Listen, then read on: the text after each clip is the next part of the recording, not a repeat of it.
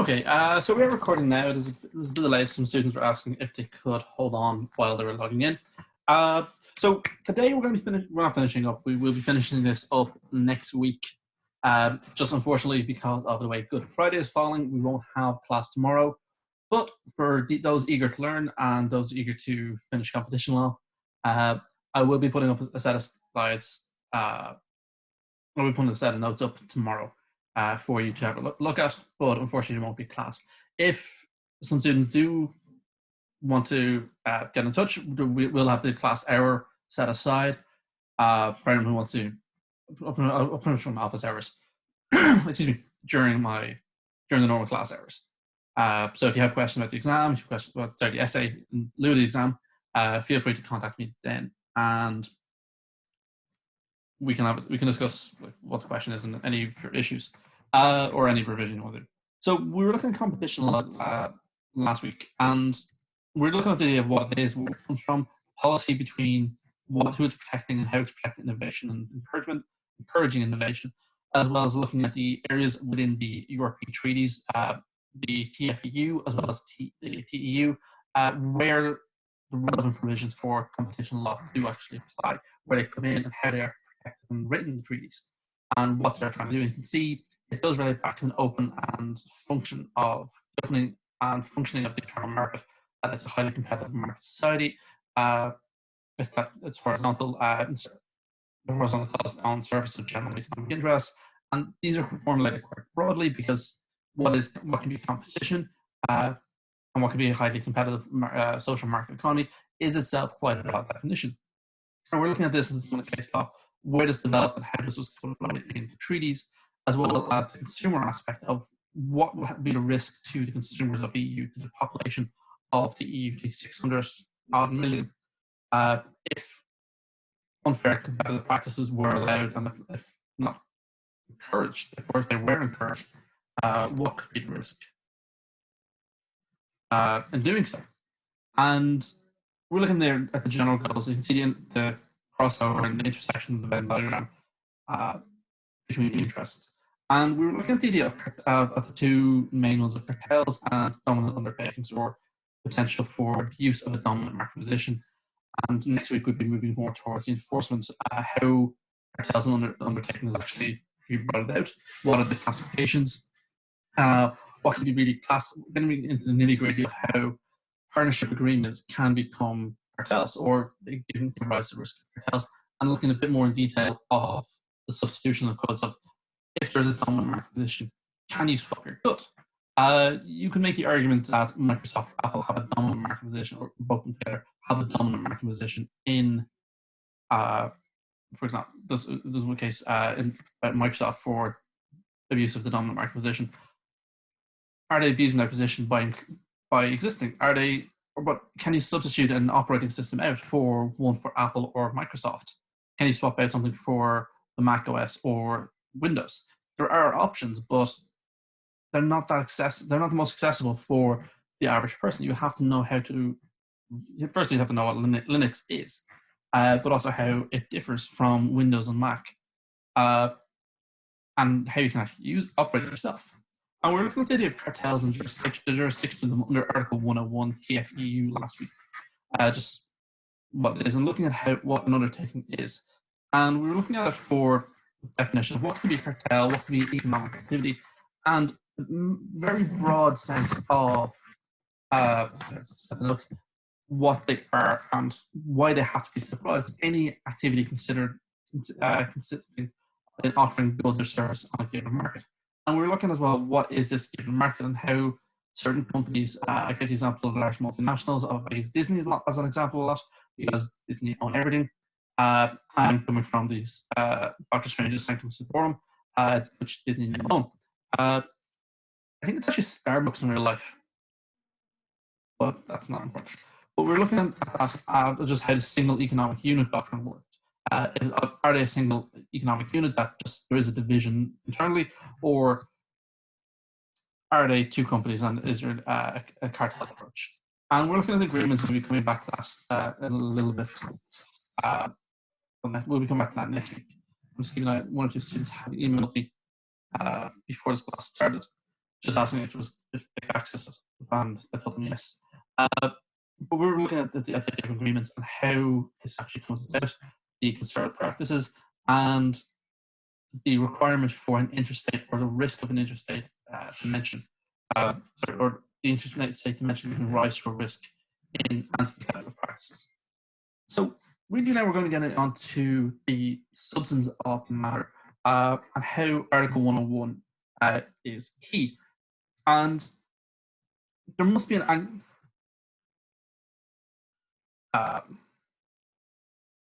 there must be a prevention, or restriction, or distortion of competition for this anti-competitive element to actually come in. Successful business in itself won't be cartel. Successful businesses operating in an area themselves won't be a cartel.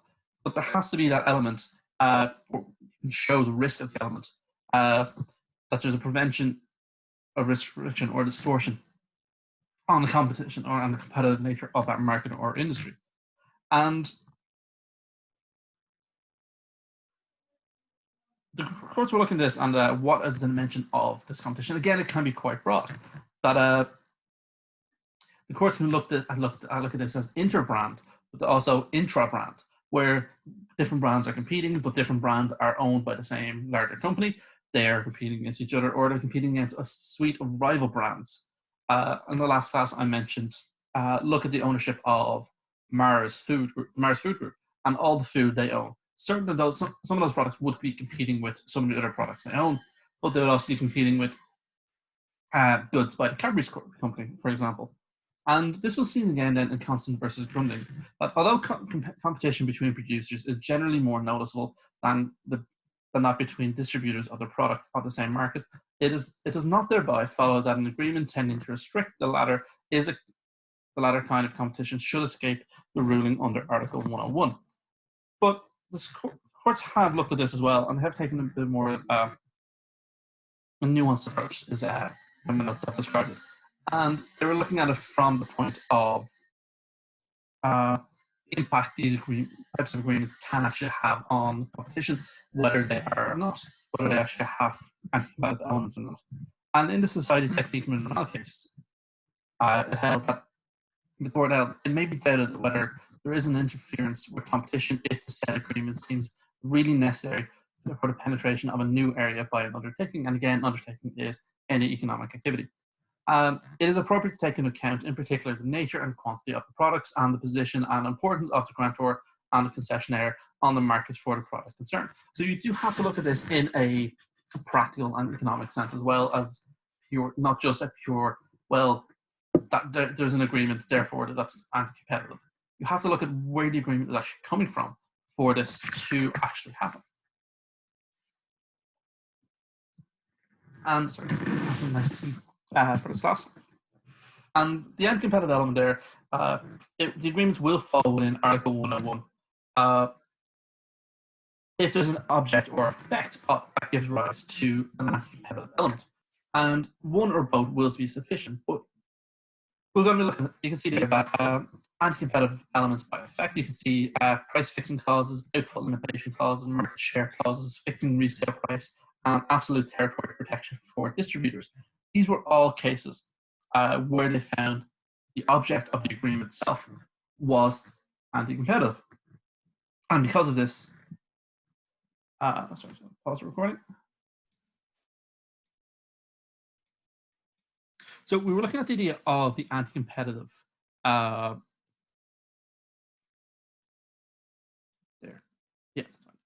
anti-competitive nature by object. And we were looking at just the examples there of price fixing, limiting output, and market share limitations. Because these all are, if these are the object of an agreement, that will be anti-competitive because it will be distorting or restricting the competitive nature of the market. At the same time, but there can, the effect nature of the agreement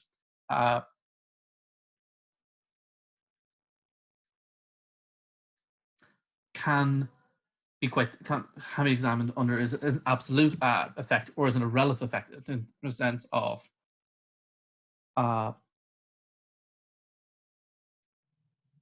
what is the effect? Did they give an absolute restriction of competition, or was it relative? Did it partially restrict competition? Did it partially distort competition? And they will test this on, is a restricted element, does it affect the entire agreement, or is it part of the agreement? And then they were looking at this, how this affects relative part of the agreement, and the rest could be pro-competition. They have to look at that on the basis of what the agreement are. And at the same time, this is where the EU and the US kind of differ, that the EU has denied any rule of reason in Article 101 application, while the US does employ this in their competition or antitrust law, as they call it. They have a very different approach because there are a lot of activities you would consider to be a monopoly or use of a dominant market position within the EU, within the US, that are not being investigated. The same can be said for the EU, but I just find it interesting. And while the courts have said that they're not using any rule of reason in relation to Article 101, they have come close in the Société Technique Minerai case, where they were a reasonable restriction on competition. They were looking at that it's not necessary for the penetration of a new area by an undertaking. Sorry, it is necessary for an area of penetration by a new undertaking, where it's needed to get into that new market. There has to be an agreement that it's partially restricting competition, but there is a purpose for this. There is a purpose or an allowance that, or justification, as we're really coming back to. And that's something the courts have been looking at. And at the same time, they've developed the ancillary, can't speak anymore, restraint doctrine, which the courts were looking at in the case of the Romina case. That non-compete clause itself did not have an anti-competitive effect because the clauses contribute to the promotion of competition, because they can lead to an increase in number of undertakings in the market. So by not competing, they open up new avenues for more people to compete. I'm not sure if that's the strongest argument, though. Would a non-compete clause be restricting competition more so? I suppose it depends on how long the anti-competitive effect, or sorry, the non-compete clause is in effect. Is it temporary, or is there some purpose to it that can be justified? And again, this is what we have to look at, and so what the Commission have to look at. Well, what's the real-world application of this? And they saw this in the Metropole television-only case as well.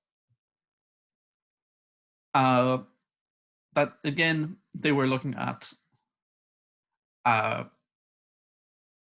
idea of what is the ancillary restraint doctrine? Is it anti-competitive, or is it creating new undertakings by not being as competitive as you could?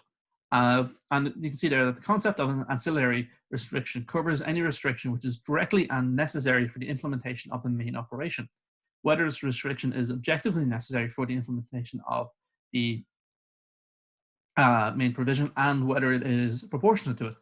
So again, you can see the language we've seen in previous exemptions and justifications the EU has. Is it necessary, and is it proportional? These are something we'll be looking at in just in a second, in relation to the exemptions for cartels and how they can actually come about. And it really is that question of what is wasp at my window, and I really hope it doesn't come in. But this yeah, I'm just going to jump ahead too far. This does differ then from the US approach, where with the use of the rule of reason, the US use, which is a weird phrase to say, there is no balancing of pro and anti-competitive elements of an agreement. Ancillary restraint only tolerates contractual clauses, which within an agreement, it's only governed by the actual agreement themselves. What can be done, what can be, and how they go forward. They can be a bit tricky at times. Then, like, why are they being anti-competitive? Why are they pro-competitive? But the courts don't look at the rule of reason of them. Might be one advantage of the US approach. I'm not too familiar with US antitrust law, and one of the areas I'm happy to stay away from for the rest of my life. But yeah. At the same time, Article 101 operates within accordance of the de minimis rule, and that courts will not use Article 101 to establish perfect conditions within the market. Perfect conditions will never exist, and if they do, they're completely artificial and will just be state economy, which defeats the purpose, and state and court-run economy, which really defeats the purpose. And you can see there that restrictions on competition will only fall within Article 101, where they do so to an appreciable extent. And you can see the case there again of Society Technique Mineret. So the courts, they're not going to control the full aspect of competition. The Commission isn't going to be enforcing the full swing competition, both from a practical point, but also because it's not their place to control the market. They are there to protect it, they're there to tip the balance back when they need it, but they are there to oversee every single aspect of the market, because that would be more problematic than anything. So with this, we're moving on to the idea of the exemptions for cartels. And these are allowed under Article 101.3. And they are allowed, as we saw, they're designed to exempt agreements with an overall pro-competitive effect. And you can see there the sole point of which anti-competitive and pro-competitive effects are balanced. What are the effects, not the objects of there's an agreement? How can this be allowed? And if it can't be justified, it can't be balanced, if it can be under the ruling under Article 101.3, the measure will be anti-competitive and will be subject to normal provisions. But you can see there in the Metropolitan case, the court says, it is only in this precise framework of the provision that the pro and anti-competitive aspects of a restriction may be weighted. Article 101.3 of the treaty would lose much of its effectiveness if such an extension had to be carried out already under Article 101.1 of the treaty. So it is a restriction, and it is a very specific area where they're looking at these exemptions. But if they go too far, everything can be exempt. On the grand scheme of things, you could argue any agreement is pro-competitive because it's helping us make competition. It's helping us as companies develop, and therefore that's innovation and competition element, because we are doing more. While we can do something, it might be abusing our position, we are competing with ourselves, setting a personal best. And that argument can be extended and extended and extended. So it's only within the framework of Article 101.3 that these exemptions can be allowed. And for the exemptions under Article 101.3, there are 4 criteria that have to be met. And the first one is where the agreement generates productive or dynamic efficiencies, these gains must outweigh the economic inefficiencies. This is a broad definition. There has to be more pro-competitive aspects of the agreements than anti-competitive nature. That they have to be tested and objectively show they have a value in doing so. So again, we saw in the earlier cases, if they are needed to allow undertakings to enter our market, if they allow non-compete clauses to restrict competition because it's allowing more undertakings to develop. The second criteria is that the pro-competitive elements gains may only outweigh any anti-competitive effects where a consumer gets a benefit. So it's not just that the companies are getting the benefit, the consumer has to benefit, because this goes back to the broader goals of anti-competition law and EU competition law as a whole, that it benefits consumers and society as a whole by striving innovation. And this does get passed on to the consumer in a direct manner. It's not just we as companies can improve through competition, we have better innovation, better development, we can make more profits, and eventually those profits pass off to the consumer. They don't rely on that. There has to be a more direct and fair share of the benefit. Article 101.3 will also not allow anti-competitive restrictions that are not indispensable for the pro-competitive effect. So they have to be looked at in the context that you look at within the agreement. And you can see Article 101.3 will not allow agreements which eliminate competition in respect of a substantial part of the products in question. So while there can be restrictions, they can't eliminate them completely. They can reduce competition for set periods, but a permanent non-compete clause, as an example, will never be allowed, because that is just removing competition entirely. And that would just be horrific for consumers. And you can see there, the courts were looking at what is this indispensability. The commission started looking at it as a twofold test. firstly look at that the restrictive agreement must be reasonably necessary in order to achieve the efficiencies. The restrictions have to be the bare minimum needed to get the actual benefit out of them. And the individual restrictions of competition law that flow from the agreement must also be reasonably necessary for the attainment of these efficiencies. So again, it is that question of these justifications to create an exemption for Article 101 have to be reasonable, they have to be necessary, and that's the bare minimum they can do. Anything beyond this would be unnecessary or unreasonable, and going beyond what these exemptions are there for, and it's really be an abuse of the process. And these are block exemptions. There are whole categories under Article 101.3, under 101.3, that don't fall under Article 101.3. And these can be areas that are deemed important where they can allow uncompetitive or not the most competitive engagement. They can put restrictions on who can enter the market. They can put restrictions on how you operate. And a lot of these are in relation to public utilities and security, because they can't just let anyone into that market for security reasons. No one can just join the air or the electricity supply grid, because if you are a bad company and you fail and you lack security, if you have lax output, you will cause damage to the entire industry, but also the structure and infrastructure of a member state or even member states. And that can have a significant knock-on effect. But the power to make the block is quite contentious. It is quite restrictive, and it is often challenged. Should areas like electricity or general public utilities be deregulated? Should they be allowed to open up to the free market and let market forces control their prices? Should they be allowed to have collusion? Should they be allowed to have cartels?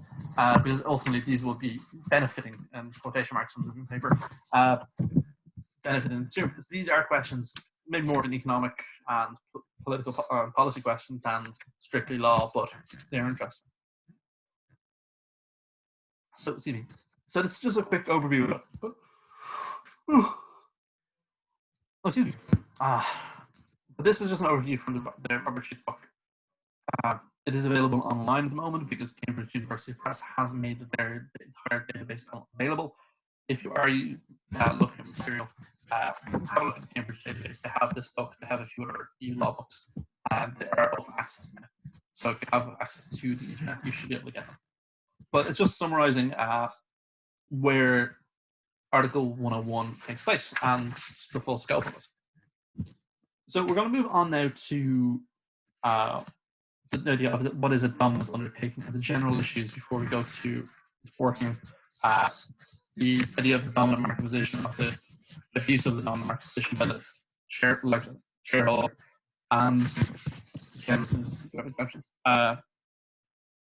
and then the objective justification for allowing the dominant market position to exist, or a dominant company within a market to exist and possibly abuse or run the risk of abusing consumers. Does anyone have any questions though before we move on? A second. Nope. Okay, we're all good. So this is under Article 101, 102 TFEU. It's looking at the behavior of a single undertaking, a single company or entity engaging in market abuse and where their behavior itself admits to market abuse. So it could be overly restricting what you can do. Well, one example is if they're the only company that sells the product and they put in restrictions on how you can use that product, how to store it, how you have to repair it, how to care for it. And they are the only ones who sell the repair equipment, they're the only ones who sell the maintenance. This could be an abuse of a dominant market position.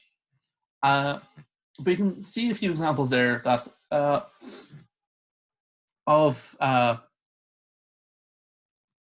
abuse of the dominant market position, which is that indirectly or indirectly imposing unfair purchasing or selling prices and trading conditions, limiting production markets and technological developments to prejudice or affect the consumer in a negative manner, And that's important because companies can limit their production if they think it's unfeasible for them to supply that much. If they worry about there's an over demand or environmental concerns, they can do so. I don't know if they do, but companies technically can.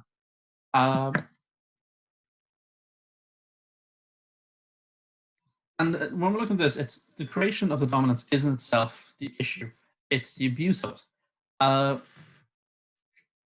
In the US, there is the prohibition on monopolies, despite some companies I'm thinking about having a monopoly over a certain area.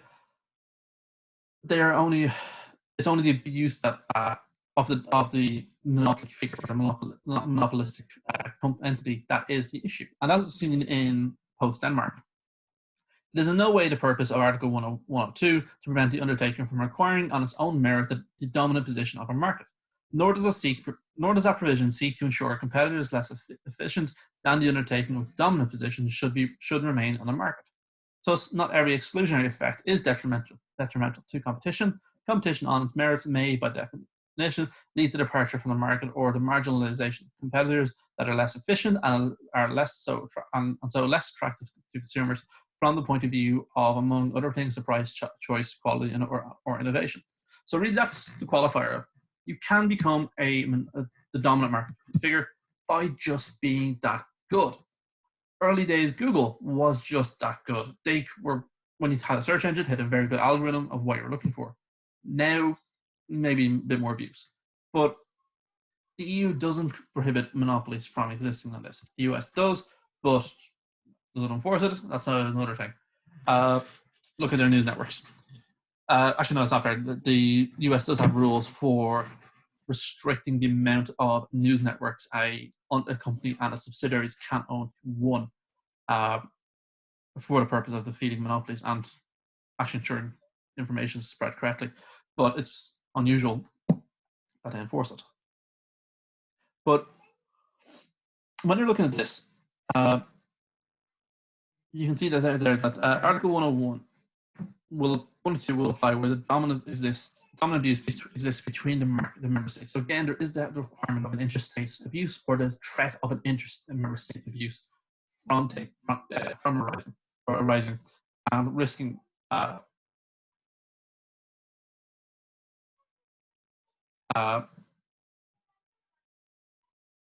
requirement. But unlike Article 101, if there is a risk of internal blanking on this moment.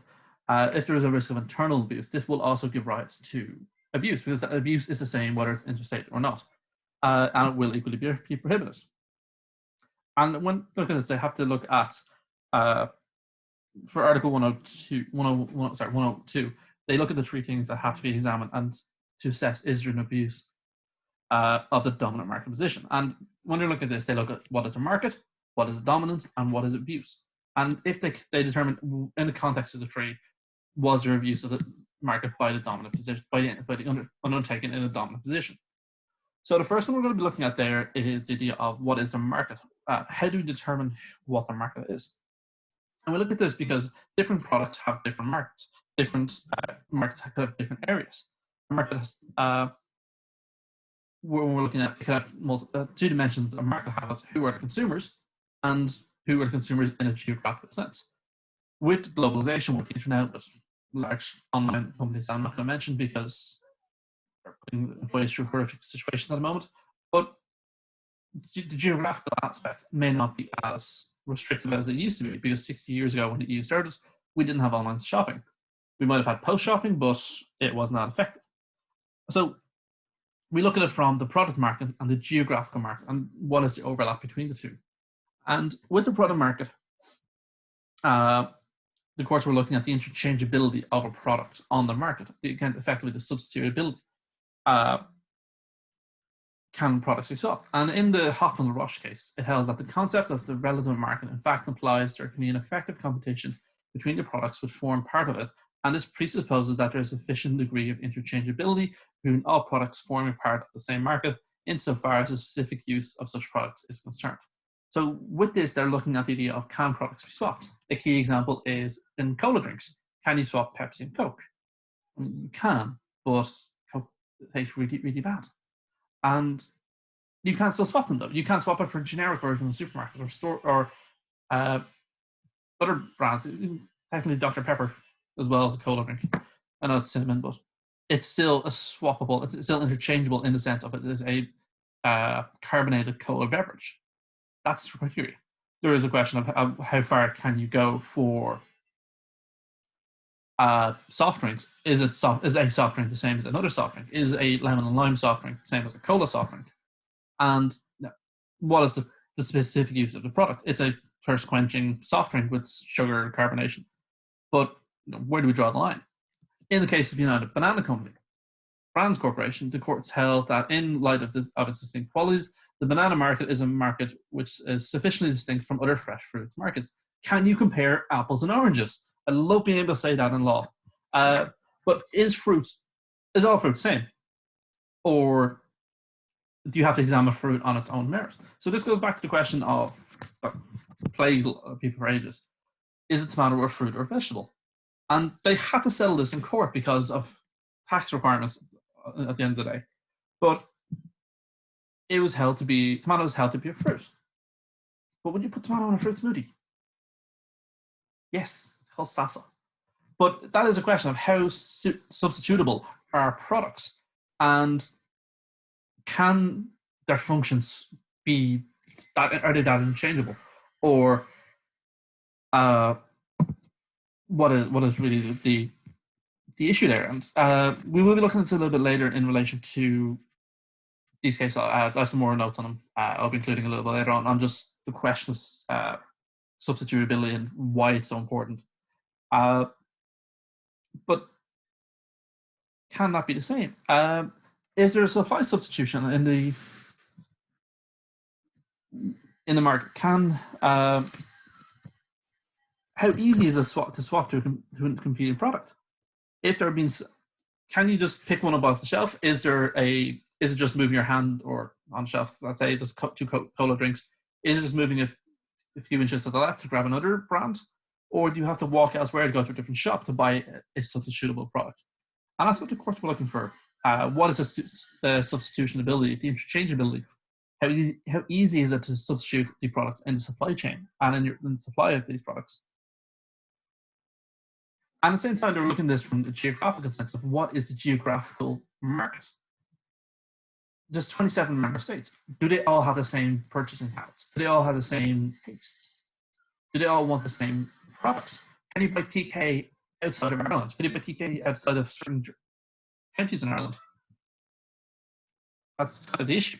And the court said that the opportunity for competition under Article 102 of the treaty must be considered having regard for the particular feature of the product in question and with reference to a clearly defined geographical area in which it is marketed and where conditions for competition are sufficiently homogenous. So really that's a question of looking at the member states. No two member states will be identical.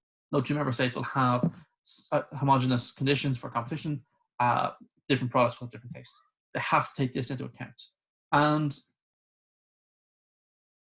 there, you can see there in the case of this, this was a presumption that the member state is a substantial part of the internal market, that the territory of the member state is a substantial part of the internal market.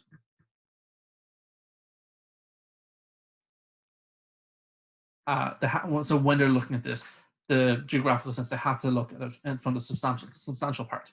And a member state itself will be substantial, whether it's Ireland or Germany, just from a geographical scale. They are quite different. Germany's a lot bigger. But they have to look at this, and a single member state would be enough to be a substantial part. Where they're looking at this. And then this goes on to the next aspect of the actual market dominance, looking at how the market is. And as a general rule, is the bigger the market, the less likely there's going to be a dominant figure, just because there's always room for competition. And they try to find dominance by distinguishing it from the other phenomena as a monopoly, so where there can be no other entry. And in the Hoffman and Roche case, the court held the dominant position referred to a position of economic strength enjoyed by an undertaking, and again undertaking the offering of any good or service in the economic sense. which enables it to prevent the effective competition by being maintained on the relevant market by affording it the power to behave and an appreciable extent independently of its competitors, customers, and ultimately of consumers. Such a position does not preclude some competition, which it does where there is a monopoly or quasi-monopoly, but enables the undertaking which profits by it, if not to be determined at least to have the appreciability influence on the conditions under which the competition will develop, and in any case to act largely in this regard of it, so long as the conduct does not appear to operate to its detriment. Pretty much, it's the big dog in this situation. It's the biggest player. It still leaves a bit open. It's not a definitive definition. It gives a good guide. It gives a good indication of what are criteria needed for the dominant position, but it doesn't give a precise definition. It's not a perfect plug in and get an answer situation. And the courts went on to say that a dominant position must also be distinguished between parallel courts which are peculiar to oligopolies. This is where oligopolies are where there's a few small amount of companies, about a handful, operating in an industry, and together they become a dominant position where they were working together. And which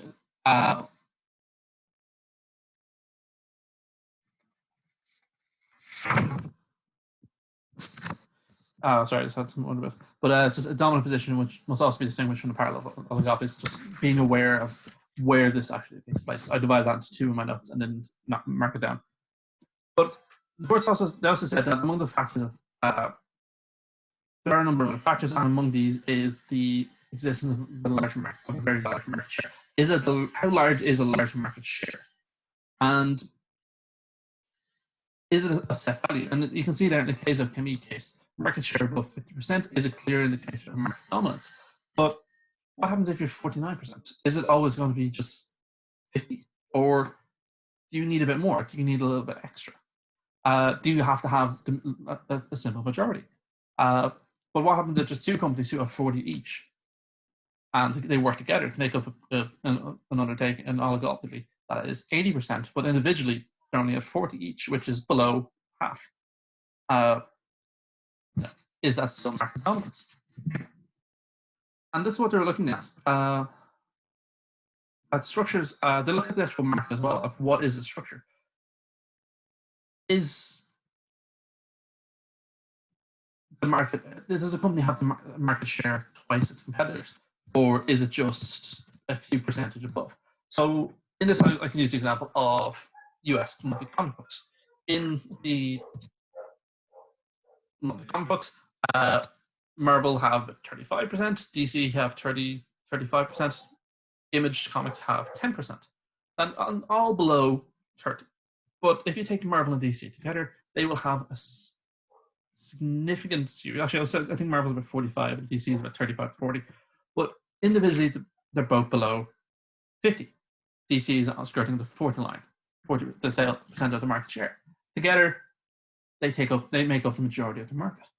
What they can do, if they decide to close their companies, the market can collapse. And unfortunately, we're seeing this at the moment, not through their closures, but their distributor has closed, and we're seeing that effect. But they're looking at what is conditions. If your market share is twice as big as your nearest competitors, you're likely going to be a dominant factor. You're likely going to be the dominant factor, and you're going to like to have market dominance, and you may fall under Article 102. But the courts, you can see there that below 40%, it's unlikely to find the position to be a dominant undertaking because they don't have the market share by themselves. And the Commission have a limited amount of resource, as we've seen. They can't investigate every single instance. So if you're below 40% and you're not really going to be a dominant market position, you're going to be a very good market, have a very good position in the market, but it won't be enough to give rise to Article 102. Unless we go back to the idea of oligopolies. And this is where we see the companies with below one of the 35 to 45 brackets, let's say. It's the abuse of one or more undertakings of the dominant position is the criteria for Article 102 to have effect. So if there's two companies with 35% of the market share each working together, or no, working together, that's still 70% of the market share, and that's a dominant market position collectively. And this is what they were looking at in Article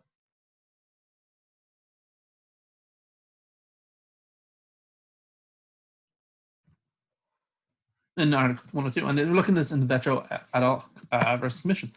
And there's nothing in principle to prevent two or more independent economic entities from being on a specific market, united by such economic links that together they hold a dominant market position vis-a-vis the other operation of the same market. But if they exist and you take the two biggest companies in a market, they don't have a collective dominance and abuse of the dominance by the fact they're the two biggest. There has to be something else about this. The fact they're two biggest companies or two biggest undertakings in a market itself will never be enough. But they were looking at this as well, and but however, it should be pointed out that for the purpose of establishing infringement under Article 102 of the treaty, it is not sufficient to recycle the facts of constitutional infringement under Article 101. And they have to look at this, that the collusive behaviour itself, while it could be triggered under Article 101, won't give rise under Article 102. There has to be something more to it. That these companies have, that say two companies with 35%, roughly 35% of the market share each, make up the majority of the market. Just because they might have a collusion, a cartel practice from Article 101, that won't automatically trigger Article 102. That a simple collusive relationship was not enough to give rise to collective dominance of the market. There has to be something else for Article 102 to be triggered. The Commission can still investigate it and enforce under Article 101, but for Article 102, they can't. And this is what the courts were looking at in the Seawall case. They were looking at the economic links required to beyond two companies existing with large market shares and existing. There might be a cartel, but there might be an agreement in breach of Article 101. But for Article 102, they have to have something more. And they have to present themselves or act together on a particular market as a collective entity. And that in order to establish the existence of a collective entity, it is necessary to examine the economic links or factors which give rise to the connection between the undertakings concerned. And this is what the Commission have to investigate. It's very time consuming in this regard. And I don't know, the Commission on its face have to investigate this quite thoroughly, because what are these economic links? They may have to get access to the company's information that companies may be not willing to part with. What are the economic links or factors beyond this? They're in the same industry or the same market, and they're just good at what they do. And in the case of the PU case, they were looking at this, that the collective dominance can't be seen through just economic evidence. There has to be a little bit more.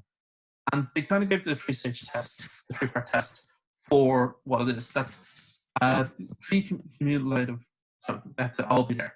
Conditions must be met for finding out collective dominance. First, each member of the dominant oligopoly must have the ability to know how the others are behaving in order to monitor whether or not they're not constant. There has to be some degree of communication, whether it's subtle or direct memos being sent. Second, the situation of tax coordination must be sustainable over time. That is to say, there must be incentive not to depart from the common policy. Following your business rival once, because they made a good decision, that's good. That might be a good decision. Consistently following them, coordinating with them on a long-term basis is required, and that can give rise to collective dominance instance. Thirdly, the foreseeable reaction of the current and future competitors, as well as consumers, must not jeopardize the results expected from the common policy. So, how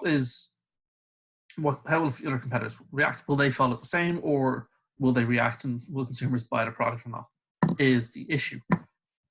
And these three conditions have to be met. And if they are, there can be the grounds for enforcement of Article 102 by the Commission, which we'll be looking at next week. So we're going to stop there with this lecture. This next bit is on the actual abuse. That's quite a meaty section. But we'll be finishing this up on next Thursday and wrapping this up as a whole on Friday. So I will see you then.